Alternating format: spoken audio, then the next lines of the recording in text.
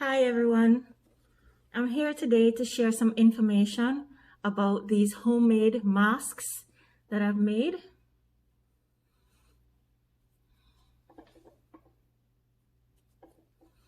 They have a really good seal around the nose and tuck in under the chin and cover the whole lower half of the face. So these are not medical grade masks. These are for when desperate times call for desperate measures. Okay? These are masks that you could wear rather than compete with the medical professionals for the medical masks that are out there. If we just simply need to go to the grocery store, and we're now being encouraged to wear our own masks, be they homemade or otherwise, this is a good option. Okay, so it is one layer of fabric constructing the mask with an inside layer, a pocket, and I've added a little notch at either end, which creates, it stops actually the mask from sticking off of your face like this at the top, and doing the same at the bottom, so it comes under and it tucks in. And this piece of wire that I've added in a little channel on the inside pocket, it really acts as a good clip for the nose and creating a good seal. Okay, so this is something you can actually also insert a vacuum HEPA filter bag, or you can make an additional layer of paper towels. You can cut an old plastic grocery bag and you can have that extra layer of plastic, and then you can put paper towels on the inside here. That's another way to use this pocket.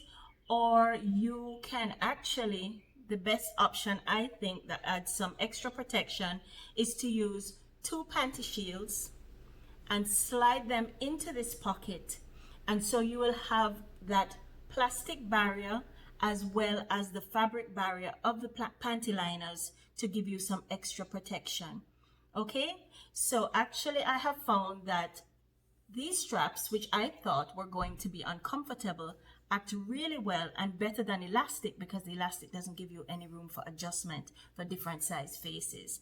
This you can tie securely to your face and you get a better fit. Okay, let me show you how I've done it. After posting my homemade mask on my Facebook and Instagram, some of you have asked me for more instructions. I am sorry, I'm really not that girl who uses patterns and is very meticulous. So I have been doing this in a very rough kind of play as you go way. And so I stopped today to try to create some kind of instruction for you. So I hope this helps you somewhat. I have measured what I normally end up using, which is the mask size is usually a 12 by 8. Now I'm still working in inches, so you can do your conversions. The 12 by 8 allows seam allowance, so what I usually come in and do is make a double fold and stitch this down. Okay, but I think the finished product usually works out well at about 11 inches by 7 inches, and that gives you good coverage just on either side, ending up right by your ears, covering under the neck, under the chin, covering to the tip at the top of your nose. Okay, so this piece is 12 by 8 inches, and then we need the inside pocket. Okay, remember what my mask looked like? It had the outside fabric, which is this bigger piece, 12 by 8, and the inside pocket. Inside pocket is fine at 8 inches square, so 8 inches by 8 inches. Okay, and then you're going to want the straps, and I figure a good length for that has been for me 50 inches, which split in two gives you 25 inches on either side. So 2 straps, 25 inches long and 2 inches wide. It can certainly be narrower, but if you're not so familiar with the process of folding the fabric like this, doubling it over, then it might be a little bit easier if you use 2 inches. You can certainly go smaller, but we're gonna create a kind of binding with these straps. Okay, so that's basically all you need, and then I'll take it to the machine and show you how I usually proceed. You're going to take a 12 by 8 piece, and you're going to finish the raw edge at the top and at the bottom. So the top will be where it fits your nose, and the bottom will be where it goes under your chin. So you're just going to turn the fabric over twice and stitch that down at the top and at the bottom.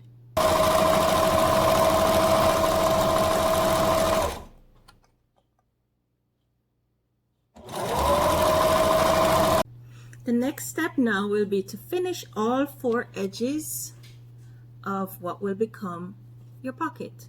So you're going to do all 4 sides by simply folding the fabric twice and stitching that flat.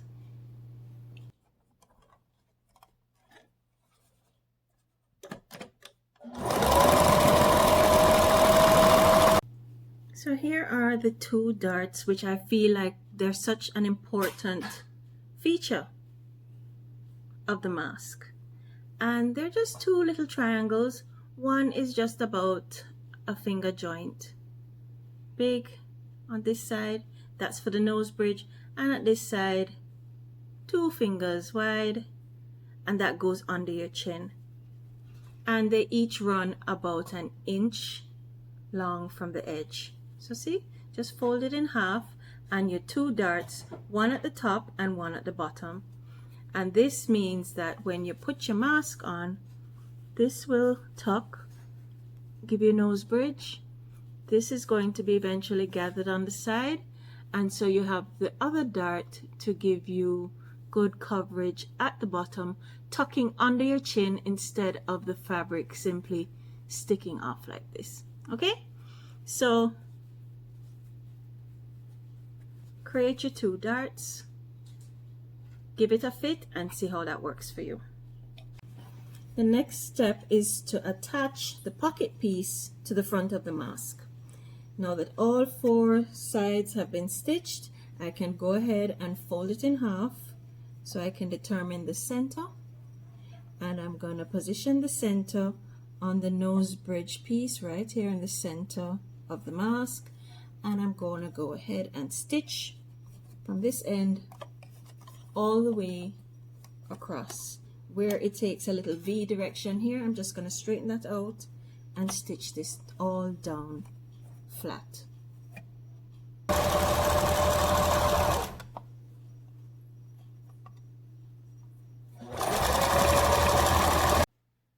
I'm going to go ahead now and create the channel for the nose bridge, and so from the center you just go, let me measure it and tell you.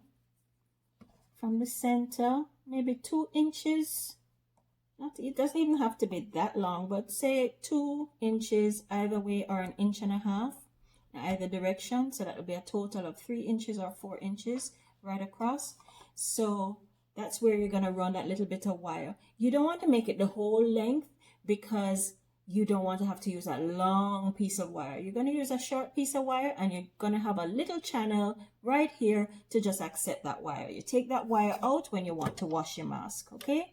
I can use that same stitch line as a guide that I had from turning the fabric over and stitching it in place.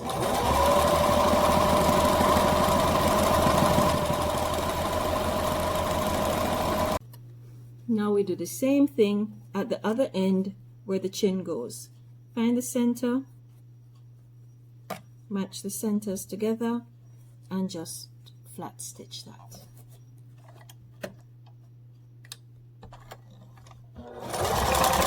To finish off the sides of the masks, we need to gather up the fabric.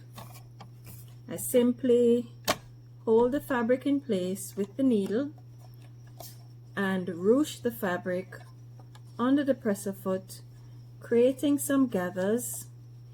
And I don't want this to be too small.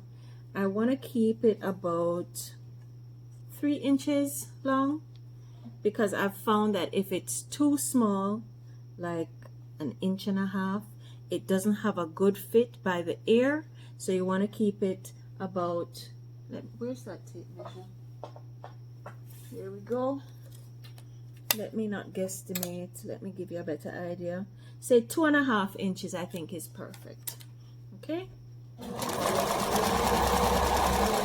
just work the fabric, gather it up and push it under the presser foot, hold it in place.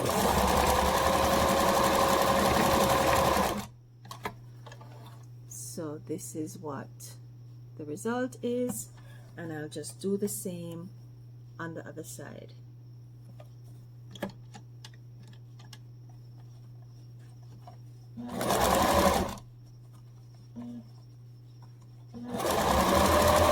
Now it's time to add the straps. And what we're going to do is use right sides facing. Here's one length of strap, so that's 25 inches by 2 inches. I'm folding it in half to find the center, and I'm going to put the center on the center of this ruched edge that we created here, center. And I don't need to carry it right to the end. I'm just going to cover this line of stitching enough, and I'm going to stitch this in place. If it's going at an angle, I'm going to try and straighten it out here, just so, doesn't matter. Straighten it out a bit, line it up. You can pin this, you know, if you want, but I'm just going to stitch this down.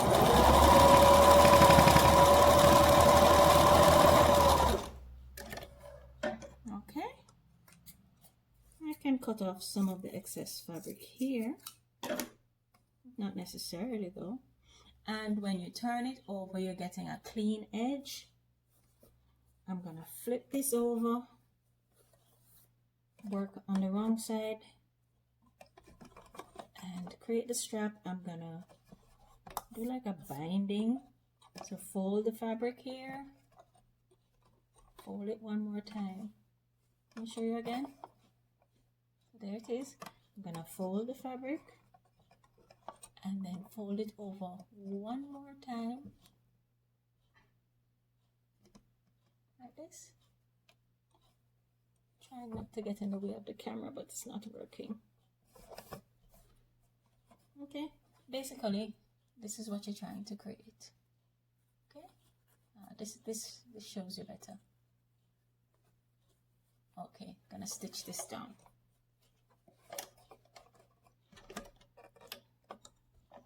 And just because it's simpler, I am working from here this way and from here this way, instead of starting at this end where I don't have anything to really guide me. So you do you, but this is what works for me.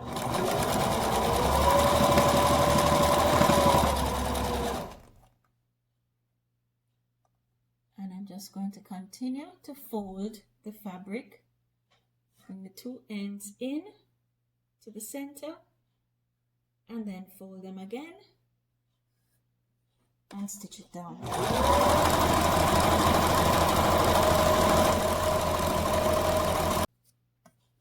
So there I have the straps. One is going to be behind the head, top of the ear. One is going to be lower down, below the ear on one side. Okay, so now I'm going to do that for the other side. So here is the mask that we just finished. Our straps, our inside pocket. And not to make you cringe, but honestly, I think this is a really clever option. You slide this right inside. This is 2 panty liners, and that's going to give you a layer of plastic protection as well as another layer of fabric. Pardon? Hubby is out there saying for filtration. So absolutely, here's how it fits inside. And I'm gonna slide the bit of wire into the nose channel, which is up here. And see, it is literally a bread bag tie, not even a good looking one.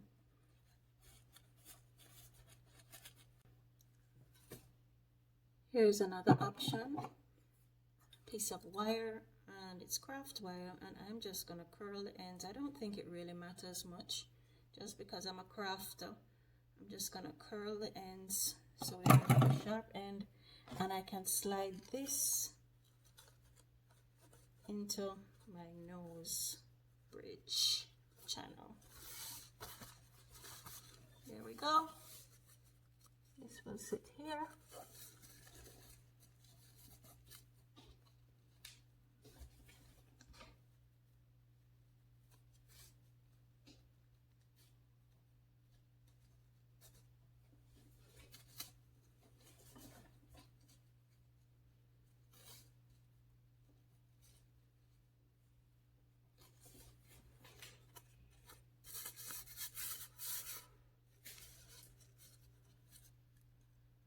Squeeze to give the nose bridge shape, and we're good to go.